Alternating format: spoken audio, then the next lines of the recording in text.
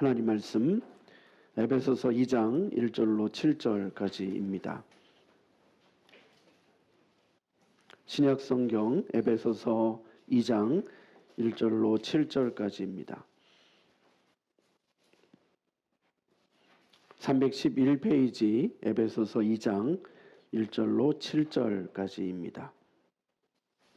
우리 한 목소리로 함께 봉독하도록 하겠습니다. 에베소서 2장 1절로 7절까지 말씀 함께 읽겠습니다. 그는 허물과 죄로 죽었던 너희를 살리셨도다. 그때 너희는 그 가운데서 행하여 이 세상 풍조를 따르고 궁중의 권세 잡은 자를 따랐으니 곧 지금 불순종의 아들 가운데 역사하는 영이라. 전에는 우리도 다 그 가운데서 우리 육체의 욕심을 따라 지내며 다른 이들과 같이 본질상 진노의 자녀이었더니 공휴일이 풍성하신 하나님이 우리를 사랑하신 그 큰 사랑을 인하여 허물로 죽은 우리를 그리스도와 함께 살리셨고 너희는 은혜로 구원을 받은 것이라.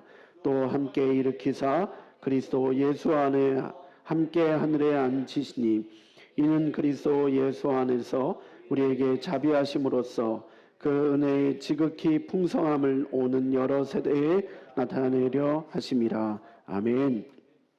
하나님 아버지, 오늘 다시 한번 주의 말씀 앞에 섭니다. 하나님의 성령께서 우리 가운데 임재해 주시고 말씀 가운데 임하시는 주님 만날 수 있는 축복된 시간 되게 하시고 부족한 종 주의 보혈로 덮으셔서 하나님의 은혜의 통로로 쓰임받는 시간 되게 하시고 우리 이어지는 강수한 교장 선생님을 통해서 주시는 간증과 메시지를 통해 은혜받는 축복된 시간 되게 하여 주시옵소서. 예수님의 이름으로 기도합니다. 아멘. 우리 인사하겠습니다. 모든 것이 은혜입니다. 모든 것이 감사합니다.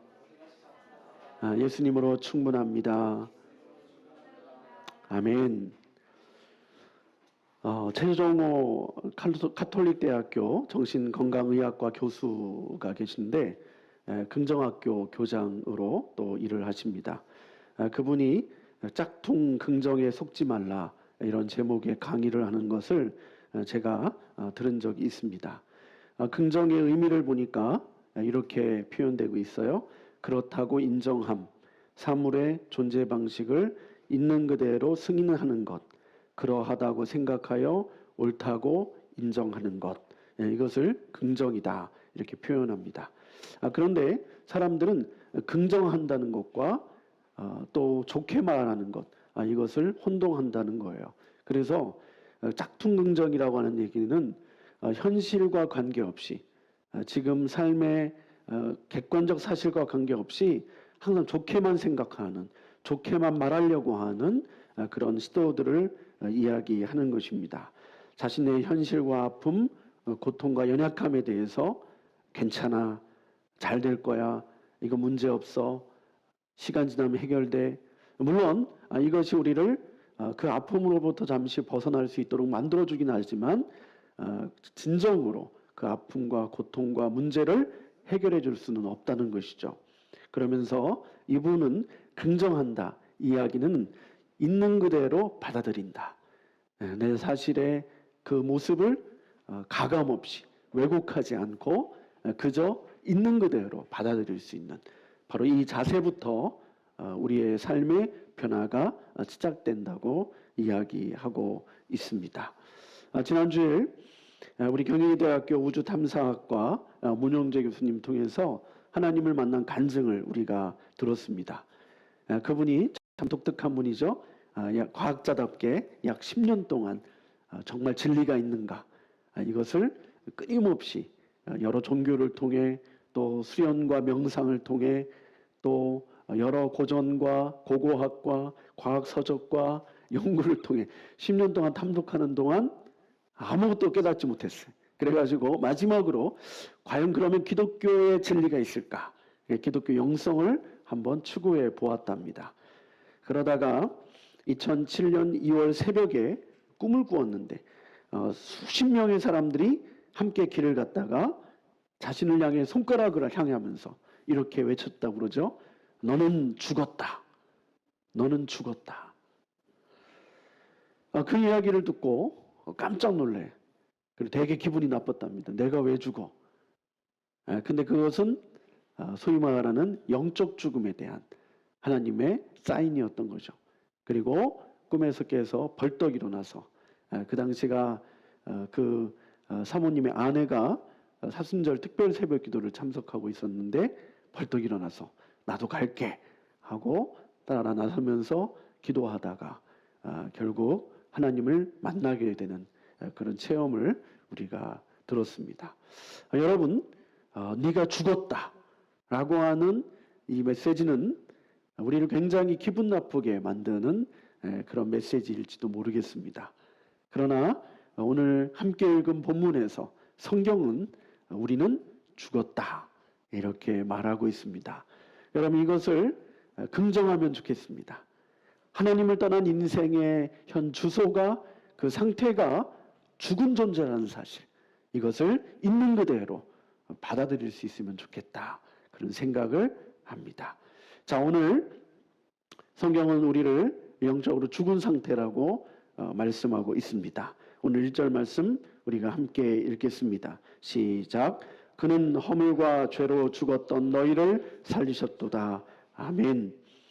하나님을 떠난 인생의 모습이 죽은 존재라는 거예요. 지난주에 이미 말씀드렸지만 성경에서 말씀하고 있는 죽음은 크게 세 가지로 분류할 수 있습니다. 첫 번째, 영적인 죽음.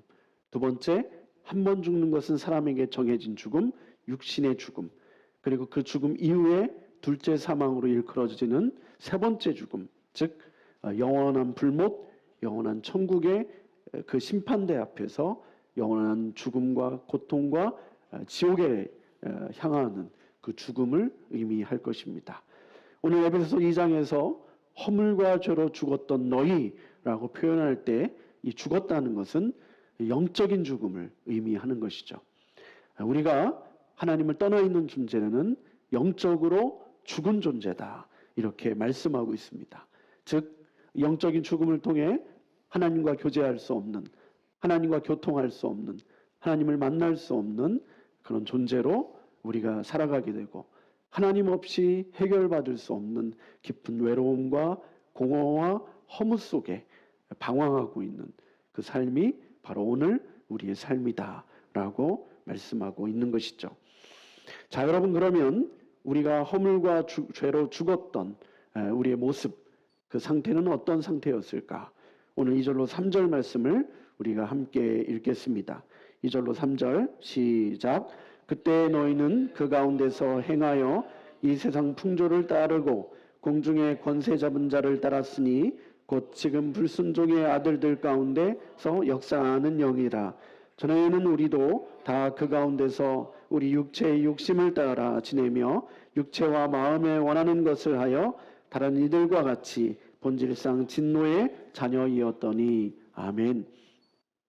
여러분, 허물과 죄로 죽은 우리의 모습, 우리의 상태에 대하여 오늘 에베소 2장 2절은 한마디로 그때 너희는 그 가운데서 행한 사람이다, 행한 존재다 이렇게 말하면서 그 가운데서 행한 게 뭐예요? 허물과 죄 가운데 행했다는 거죠. 허물과 죄 가운데서 행했던 세 가지 모습을 이렇게 표현합니다. 첫 번째, 이 세상의 풍조를 따랐다. 두 번째, 공중의 권세 잡은 자를 따랐다. 세 번째, 육체의 욕심을 따라 지내며 육체와 마음에 원하는 것을 하였다라고 오늘 본문은 우리에게 말씀하고 있습니다. 여러분, 기분 나쁘지만 하나님을 떠난 인생, 과거의 저희들의 삶이었고 오늘 어쩌면 겉으로 정말 교양 있게, 매너 있게, 도덕적으로 포장된 그 인생의 실존, 그 인생의 현 주소, 발가벗긴 민낯, 그 첫 번째 모습이 뭐예요? 이 세상의 풍조를 따르는 존재다. 여러분 여기서 이 세상 풍조, 이것을 영어 성경에 보면 the ways of this world, ways, 세상의 방식. 로마서 12장 2절에 보면 the pattern of the world, 즉 세상의 패턴.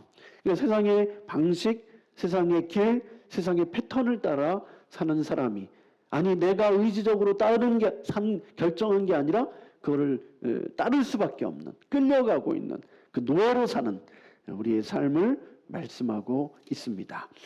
여러분, 이 세상의 패턴과 이 세상의 방식과 이 세상의 풍습이 뭘까? 요한일서 2장 16절에는 이렇게 말씀합니다.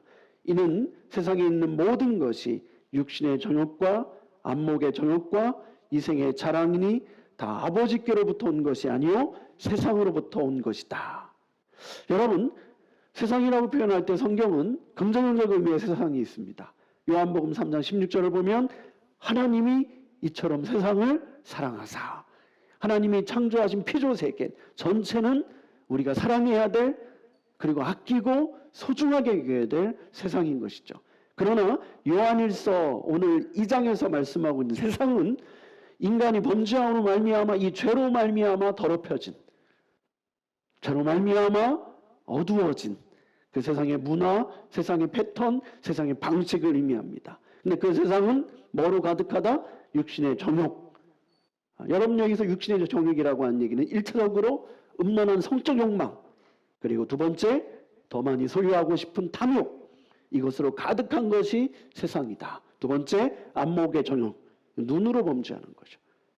보고 싶고 혹은 보여주고 싶어하는 욕망. 이건 역시 성적인 욕망과 깊이 연루가 있어요. 그리고 동시에 더 많이 소유한 것을 과시하고 싶어하는 욕망이 이 안에 포함되어져 있죠.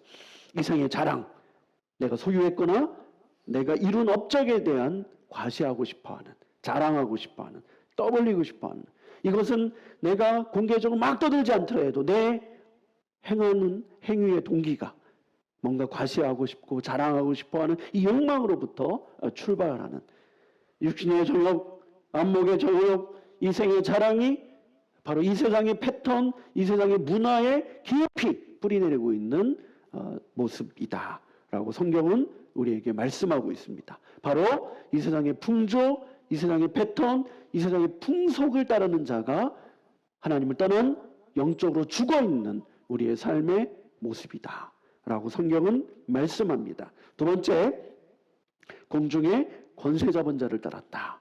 여러분, 여기서 공중의 권세 잡은 자는 누구를 의미할까요?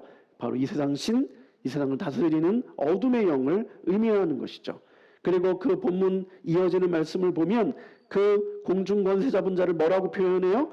불순종의 아들들 가운데 역사하는 영이다, 이렇게 표현합니다. 여러분, 이 공중은 뭘 의미할까? 유대인들의 문화 속에 공중은 하늘이 세 가지가 있습니다. 1층 천, 이것은 우리가 살아가고 있는 삶의 하늘, 물리적 하늘이죠. 2층 천, 이것은 영적 세계인데 마귀가 사는 공간을 의미합니다. 3층 천, 여기는 하나님이 계신 곳입니다. 천국을 의미합니다. 바울이 갈라디아서에서 내가 3층 천에 다녀왔다, 천국을 보고 왔다, 천국에서 하나님을 만나고 왔다, 이런 표현이죠. 여러분, 공중권세 잡았다 라고 할 때 2층 천, 마귀가 다스리는 영적 세계를 의미하고, 이 2층 천에서 1층 천, 즉 이 물리적 세계 가운데 역사하고 있는 마귀의 모습을 표현하고 있는 것입니다. 자, 그런데 이 마귀의 특징이 뭐예요? 불순종의 아들들 가운데 역사하는 영이다라고 표현합니다. 즉, 이 마귀가 역사할 수 있는 통로가 있습니다. 그건 뭐예요? 인간의 불순종. 여러분, 최초의 마귀가 아담과 하와를 유혹합니다. 그런데 만약에 하와가 하나님의 말씀에 순종했다면, 그 말씀을 마음에 간직하고 그 말씀에 순종했다면 인간은 마귀의 노예가 되지 않습니다. 마귀가 역사할 수 없습니다. 마귀는 유혹했는데 아담과 하와가 그 유혹을 받아들였어요. 그래서 하나님 말씀에 순종한 것이 아니라 마귀의 말에 순종합니다. 마귀의 메시지에 지배를 당합니다. 그래, 그것을 따르는 자가 됩니다. 그때부터 마귀가 그 사람을 통해 역사하는 거죠. 불순종의 아들들 가운데 역사하는 영이다, 이렇게 마귀를 표현합니다. 여러분, 뭐 귀신 들렸다 이런 의미가 아니라 때로는 저희들도 어떤 경우는 하나님께 쓰임받는 하나님의 동역자가 될 수도 있지만, 동시에 하나님의 말씀을 불순종함으로 마귀에게 쓰임받는 마귀의 종이 될 수도 있다.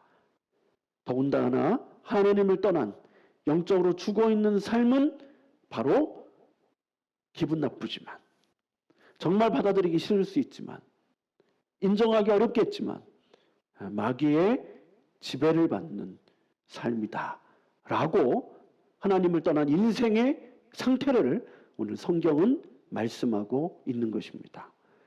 세 번째는 뭐예요?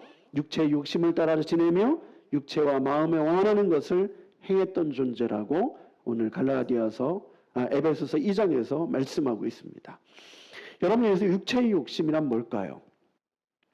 여러분, 육체라고 하는 것이 여기서 표현되고 있는 것은 바디라든가 플래시의 의미가 아닙니다. 즉 우리의 생물학적인 몸을 의미하는 것이 아니고 simple nature라고 영어 성경은 표현되고 있습니다. 즉 악한 본성이다 이렇게 표현합니다. 여러분, 여기서 육체 혹은 육신으로 번역할 때 이것은 몸이라고 하는 의미가 아니라 바디라고 하는 의미가 아니라 죄성을 의미하는 것이죠. 여러분, 인간이 범죄함을 말미암아 그 마음과 심령 속의 원죄, 즉 죄의 경향성, 유전적인 죄죠. 죄의 경향성을 가지고 우리가 태어나게 되고 이 죄성을 통해 우리가 열망하게 됩니다. 소원하게 됩니다. 뭔가를 하고 싶어하고 뭔가를 그리워하고 뭔가를 바랍니다. 그런데 그것이 육체의 마음에 원하는 것인데 그것이 결국 죄를 향하게 되는 것이죠. 그래서 여러분, 우리가 세상의 풍조, 또 공중권세 잡은 마귀, 내 안에 꿈틀거리는 죄악된 본성, 이것을 따라 사는 존재가 바로 하나님을 떠나 죽어있는, 영이 기능을 작동하지 않는, 마비되어 있는, 죽어버린 인생의 모습이다 라고 성경은 말씀하고 있습니다. 여러분, 굉장히 불쾌할 수도 있습니다. 그러나 이것을 긍정할 수 있을 때, 있는 그대로 받아들일 수 있을 때, 바로 그때 우리 삶의 변화가 시작되게 되는 것이죠. 여러분, 그러나 하나님은 우리를 본질상 진노의 자녀에서, 저주의 대상에서 그대로 내버려 두지 않습니다. 하나님은 어떤 분이세요? 오늘 성경에 보니까 긍휼이 풍성하신 분입니다. 긍휼이 풍성하신 분이세요. 여러분, 긍휼이 풍성하다는 얘기가 뭘까요? 우리의 범죄에서 마귀의 종이 되고 세상 풍조를 따르고 죄성을 따라 살아가는 노예의 삶을 살아갈 때 그분은 아파하신다는 거예요. 너무 슬퍼하신다는 거예요. 그리고 가만히 계실 수 없다는 얘기죠. 오늘 본문 4절로 6절 말씀을 함께 읽겠습니다. 4절로 6절 시작. 긍휼이 풍성하신 하나님이 우리를 사랑하신 그 큰 사랑을 인하여 허물로 죽은 우리를 그리스도와 함께 살리셨고 너희는 은혜로 구원을 받은 것이라. 또 함께 일으키사 그리스도 예수 안에서 함께 하늘에 앉히시니. 아멘. 여러분, 이 4절 이하 표현을 보면 4절 앞에 우리 한글 성경에는 빠져 있지만 영어 성경, 헬라어 성경에 보면 but에 해당되는 헬라어 네라고 하는 단어가 있습니다. 그 영어 성경 비교해 보시면 but이라고 하는 단어로 시작되는 것을 발견할 수가 있습니다. 무슨 얘기일까요? 그때는 너희가 이런 삶을 살았지만 그러나 하나님의 그 크신 긍휼로 말미암아 오늘 우리가 이렇게 새롭게 될 수 있었다라고 말씀하고 있는 것이죠. 여러분, 오늘 성경에 보면 함께라고 하는 단어가 반복적으로 사용됩니다. 여러분, 우리가 허물로 죽은 우리를 그리스도와 함께 살리셨고 함께 일으키셨고 함께 하늘에 앉히셨다라고 말씀하고 있습니다. 예수 그리스도의 십자가의 죽음은 나의 죽음이고 그의 부활은 그를 믿는 나의 부활이고 그의 승천은 그를 믿는 나의 승천이라 이렇게 말씀하고 있는 것이죠. 여러분, 이러한 삶에 대해 사도 바울은 갈라디아서 2장 20절에서 이렇게 표현을 합니다. 내가 그리스도와 함께 십자가에 못 박혔나니 그런즉 이제는 내가 사는 것이 아니요 오직 내 안에 그리스도께서 사시는 것이라. 이제 내가 육체 가운데 사는 것은 나를 사랑하사 나를 위하여 자기 자신을 버리신 하나님의 아들을 믿는 믿음 안에서 사는 것이다. 여러분, 이것이 그 크신 긍휼로 말미암아 구원받은, 변화받은 삶의 고백인 것이죠. 여러분, 이 십자가의 죽음, 부활 속에는 하나님의 공의와 사랑이 성취되어 있다는 것을 발견할 수 있습니다. 여러분, 하나님은 공의로우신 분입니다. 그래서 죄에 대해 반드시 평가하시고 반드시 심판하십니다. 여러분, 그런데 모든 인간이 죄로 말미암아 죽게 됐단 말이에요. 모든 사람이 죄를 범하였음에 하나님의 영광에 이를 수 없습니다. 하나님의 기준에 도달할 수 없습니다. 모두 다 하나님의 보좌 앞에 섰을 때에 영원 지옥에 떨어질 수밖에 없는, 바로 그것이 저와 여러분이고, 이 땅에 사는 동안 어둠의 영의 지배를 받는 것이 우리 인생이란 말이에요. 여러분, 하나님은 이런 인생에 대해 아파, 공의대로 왔으면 다 해야 돼. 근데 그분의 인간의 이 상태에 대하여 가만히 보시고 계실 수가 없는 거예요. 그래서 하나님은 공의롭게 행하셔야 되기 때문에 이 죄는 반드시 다루셔야 됐어요. 인간을 심판해서 인간을 죽이는 대신에 자기 자신이 인간의 몸을 가지고 이 땅에 오셔서 십자가의 죽으심으로 공의롭게 죄에 대해 평가하시고 죄에 대해 심판하심으로 그분의 사랑을 이루신 것입니다. 바로 이것이 십자가 속에 담겨져 있는 하나님의 공의와 사랑의 성취인 것이죠.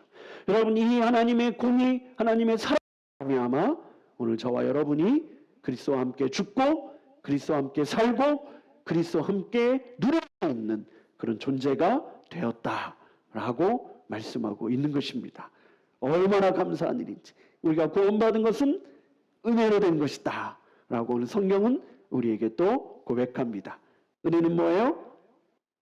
자격 없는 자에게 베푸시는 무조건적인 호의와 사랑. 저희가 자격이 없단 말이에요.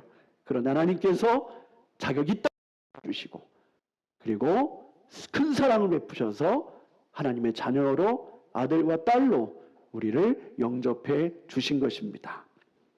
자, 그러면 이렇게 우리를 구원하신 목적이 뭘까? 물론 하나님께서 우리를 사랑하시기 때문에 우리와 그 교제를 회복하시기 위해서 우리를 부르셨고 우리를 위해 구원을 베풀어 주셨습니다. 뿐만 아니라 중요한 목적이 오늘 7절에 나오고 있죠.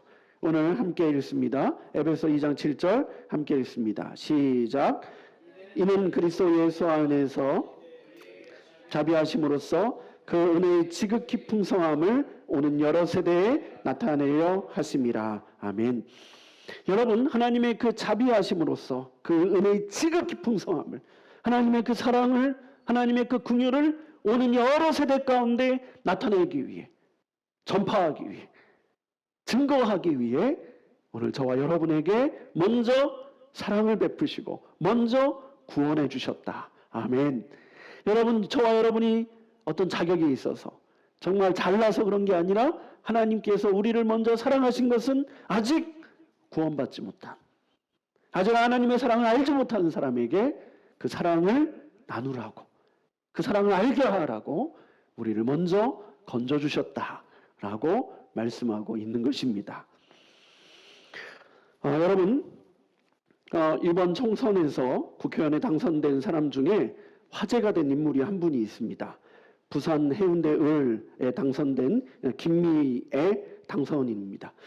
여러분, 제가 지난 고종욱 그 아동작가를 소개했던 일이 있는데, 제가 뭐 세바시라든지 아니면 어떤 강의라든지 신문 기사라든지 딱 보면 딱 느낌이 올 때가 있어요. 이 사람 크리스찬 같다. 왜냐하면 공영방송이나 이런 데서는 기독교적 색채를 드러내지 못하게 만듭니다. 근데 어떻게 과거에 저런 삶을 살다가 이렇게 바뀔 수가 있지? 이유가 있어요. 그 추적해요. 아니나 다를까 이 김미애 씨에 대한 이 화제가 된 인물에 대한 것이 뭐 모든 신문에 다 기사가 나왔어요. 뭐 TV에도 나오고. 근데 이런 삶이 어떻게 가능하지? 추적해봤어요. 아니나 다를까 아주 독실한 크리스찬이었어요. 이분을 보니까 어릴 때 아버지 얘기는 하지 않더라고요. 아버지께서 일찍 돌아가셨든지 아니면 이혼하신 것 같아요. 저 경북 아주 산골짜기 어촌이면서 산촌인 지역에서 살았어요. 근데 그러다가 초등학교 4학년 때 너무 지질이 가난한데 초등학교 4학년 때 어머니께서 암 선고를 받고 시한부 인생이 되신 거예요.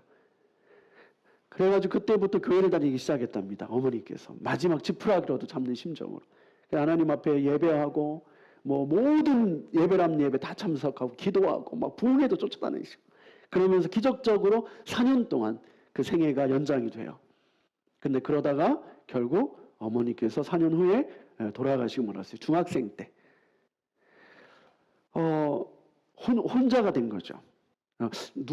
언니가 한 명 있는 것 같은데 형부 얘기가 나오니까 언니가 한 명 있는데 소년 가장처럼 된 거예요. 그렇게 살아가다가 고등학교에 진학을 했지만 차비도 없어서 더 다닐 수가 없고 그래서 고향 친구들과 함께 부산에 있는 방직 공장에 취업을 하게 됩니다. 대광산업 방직 공장에서 3교대 8시간씩 근무하고 공부하고 근데 공부가 안 됐어요.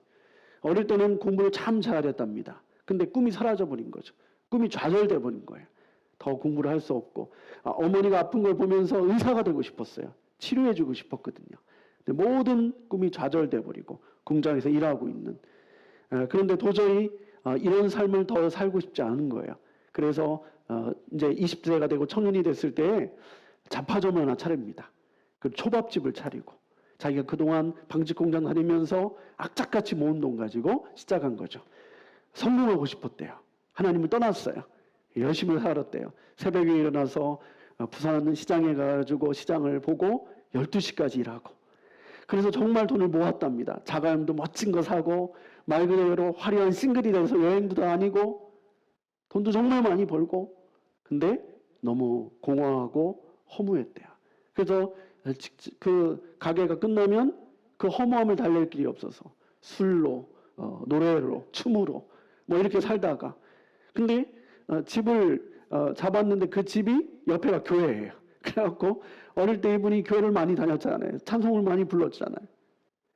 그쪽에서 들려오는 찬송 소리 그 소리를 듣고 늘 마음이 찝찝하고 죄책감도 들고 그러던 어느 날 결국 그 허무함과 공허함 속에 여러 가지 계기를 통해 하나님 앞에 나가게 됩니다.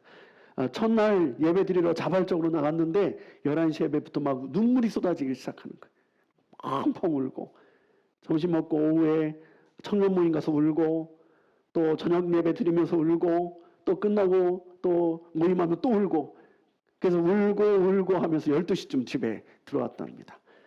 그리고 새로운 삶을 살고 싶었답니다. 과거를 청산하고 그리고 하나님 앞에 이제 기도하면서 이 가게도 정리하고 싶고 그래서 정리하고 28살 때 공부를 해서 동아대학교 법대를 들어갑니다.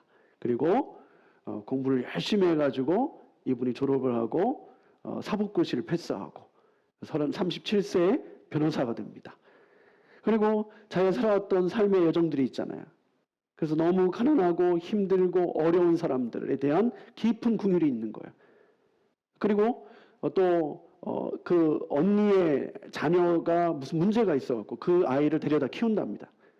그러면 동시에 결혼도 안 한 상태에서 버려진 아이 둘을 또 데려다가 입양해가지고 키우게 됐답니다. 근데 이 변호사도 됐으니까 이분을 좋아하는 남자들이 있을 거 아니에요.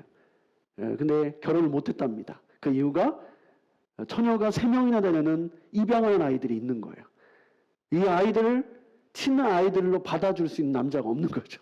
그리고 지금 50대 초반 50대가 넘었는데 지금도 처녀로 혼자 살면서 이 세 아이를 친아들처럼 친딸처럼 3명 입양한 아이들 데리고 살고 최근까지도 정말 버림받은 아이들 또 버림받은 여성들 그 사회적 약자와 소외된 사람들을 위해서 변호하고 그들을 돌보고 그들 위해 봉사하고 그런 삶을 살고 있습니다. 그분이 공부한 목적도 돈을 많이 벌었지만 그걸 내려놓고 공부를 다시 시작한 목적도 그리고 사법고시하고 변호사가 된 이유도 국회의원에 나간 이유도 다른 게 아니에요. 내가 그리스도인으로서 그분이 20대 때 하나님 앞에 부름받고 내가 하나님의 사랑 하나님의 큰 은혜를 통해 다시 9년 만에 주 앞에 돌아왔는데 막 하루 종일 울면서 기도하고 그러면 하나님 앞에 서원기도 비슷하게 하나님 내가 주님을 위해 살겠습니다. 내게 베풀어 주신 그 은혜를 간직하면서 내 남은 생에 주의 사랑을 나타내는 자로, 주의 사랑을 전파하는 자로, 주님의 복음을 전파하는 자로, 내가 잘할 수 있는 걸 통해, 내 은사와 재능을 통해 그렇게 섬기겠습니다 하고 지금까지 살아오고 있습니다. 여러분, 오늘 주님께서 우리를 세상 풍조를 따르고 어둠의 권세 가운데 붙여입혀 있고 우리의 죄성 가운데 노예로 사는 인생 속에 하나님께서 그 크신 긍휼과 사랑을 통해 우리를 건져주시고 우리를 구원해 주셨습니다. 여러분, 그 이유가 뭘까요? 우리 가운데 베푸신 사랑, 그 사랑을 나타내라고, 오는 여러 세대 가운데, 모든 사람 가운데 나타내라고 우리를 부르신 것입니다. 이제 이어질 우리 간증 강수한 교장 선생님을 통해서 바로 이 이야기를 우리가 실제로 듣게 될 것입니다. 기도하겠습니다. 하나님 아버지,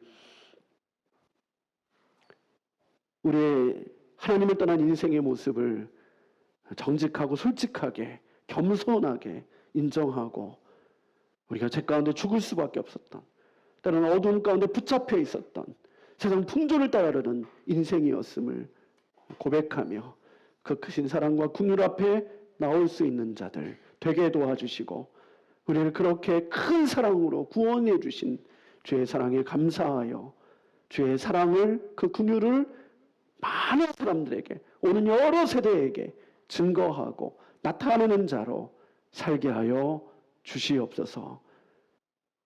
예수님의 이름으로 기도합니다. 아멘.